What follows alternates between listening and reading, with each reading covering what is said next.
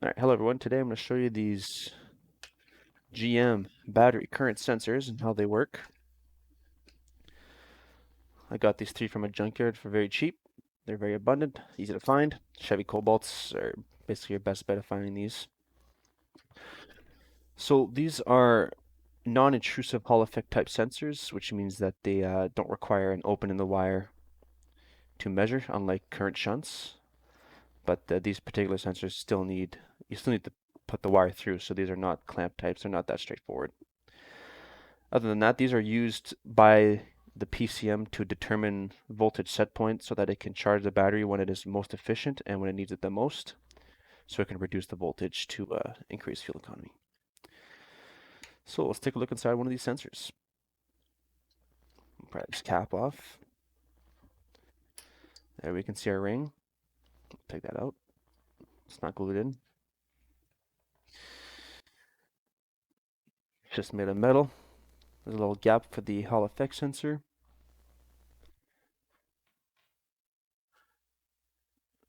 Which is right there, that little piece right there. Pretty straightforward circuit.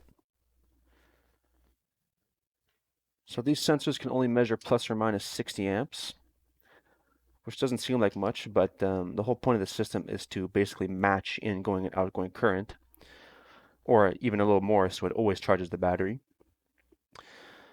So we'll plug this into an Arduino. I have a connector here. Go into this Arduino. 5 volts on the red, black on the ground, and this yellow is the signal. Pin 2. It's a digital pin because these sensors output a 128 hertz duty cycle controlled signal, but as you'll see, that frequency is not always the same across sensors, so we'll go ahead and plug it in. I have some code running, and as you can see, as I plugged it in, we can see that the determined frequency is 118 hertz. The duty cycle is 50 because at 0 amps, no current, it is halfway. This was number 3. We'll pick number 2 here. Plug that in. This one is 120, 121 hertz, so it's not exactly the same. There is some variance, not close to that 128 hertz. Do number 1. And number 1 is also 118 hertz. So there is some variance in the frequency, which means that these must be calibrated, and I'll show you that in the next code. This particular sensor here has been wound 10 times because during my testing, I wanted to know what the maximum current it could measure, and my lab bench power supply can only output 10 amps, so an easy way to simulate it would be to just have 10 windings, which would increase it tenfold. All right, got my lab bench power supply, current sensor, and the Arduino. Got the code running. Let's plug it in. And you can see when we plug it in that it's not quite 0, which means we're going to have to calibrate it. So we'll just pick the average on time. In the code, I have some math that'll run it for me.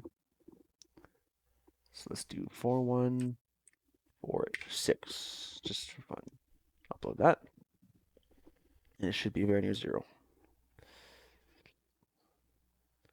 There you go. Okay, so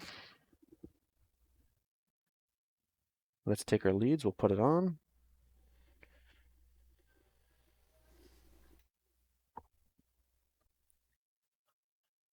Turn up the current. Let's pick 2 amps.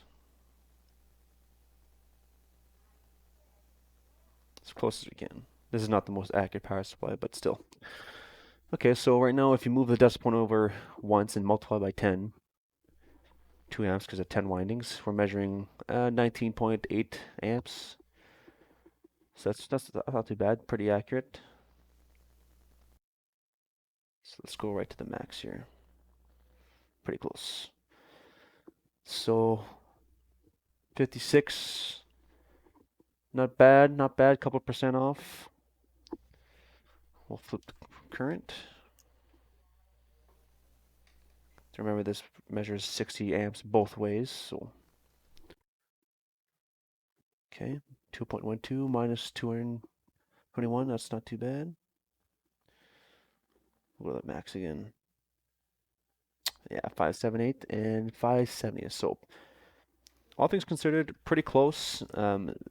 Still pretty accurate if you just want to measure on a per amp basis, which is what I ultimately want to do with what I need it for, which isn't too bad. That's basically it for these current sensors. They're pretty straightforward, not much to them. If you guys want to do some more reading about it, which there isn't very much, I'll be honest, but I'll leave some links below and some typical diagrams used for these on actual vehicles. So thanks for watching, guys.